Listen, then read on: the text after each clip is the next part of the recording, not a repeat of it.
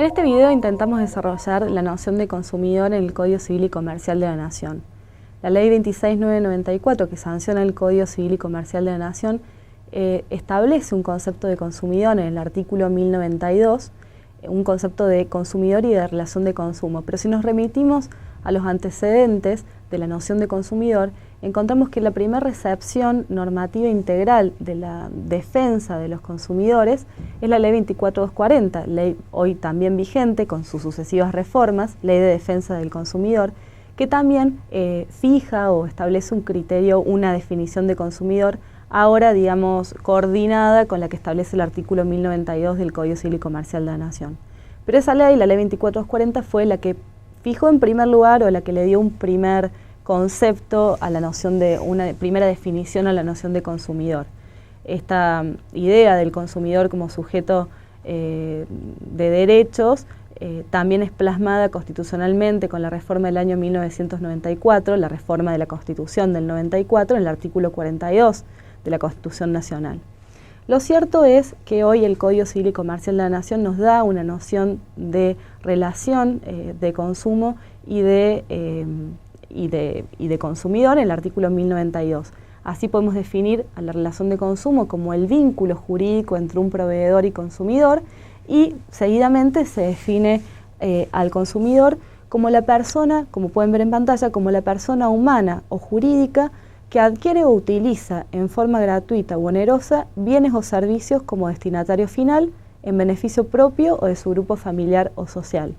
De este concepto de consumidor pueden ver que lo que se resalta como característica definitoria de la noción de consumidor es la utilización de los bienes o servicios para un destino final. Independientemente si es social, si es familiar o si es privado, la noción de adquisición o utilización para un destino final es lo que define a la noción de consumidor.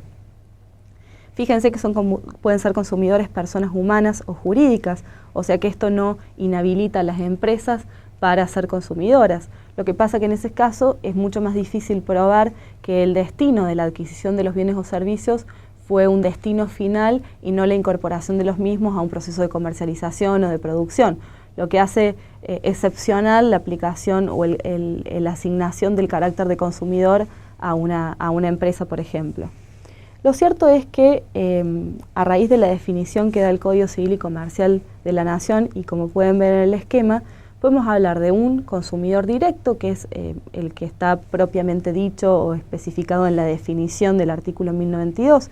Este es el que a raíz de un vínculo, de una contratación con un proveedor, celebra un contrato de consumo y adquiere o utiliza bienes o servicios como destinatario final, para su uso final, para su uso privado o de su grupo familiar o social. O sea, esa es la noción de consumidor directo. Pero también podemos encontrar equiparados a consumidores a aquellos que, si bien no tienen un vínculo contractual con un proveedor, por estar, digamos, en ocasión de una relación de consumo, quedan afectados y se les amplía el ámbito de protección del artículo 1092 y de todas las normas vinculadas a la protección a la defensa de los consumidores. Esos entonces son los consumidores indirectos o usuarios no contratantes, también definidos en el artículo 1092 como equiparados a consumidores. Pensemos en el caso, por ejemplo, de los miembros del grupo familiar de un consumidor o inclusive de los cesionarios.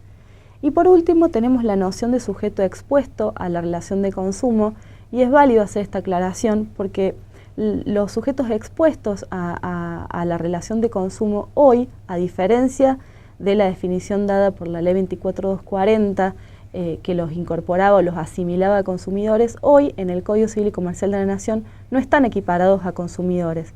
Y eso de alguna manera viene a crear certidumbre sobre cuál es el ámbito de protección del consumidor, dejando de lado la noción de sujeto expuesto a una relación de consumo que sí la tenía la Ley 24.240. En definitiva, esos son los conceptos principales en materia de la noción del consumidor en el Código Civil y Comercial de la Nación. En este video, Ricardo Lorenzetti, acérrimo defensor de los derechos del consumidor, explica una noción, explica la noción de consumidor de acuerdo a la regulación de la Ley 26.994, sus características y su importancia. Espero que lo puedan ver. Este modelo del siglo XIX partía de la base de que eran personas con recursos económicos, pero no consideraba a los excluidos, a los vulnerables.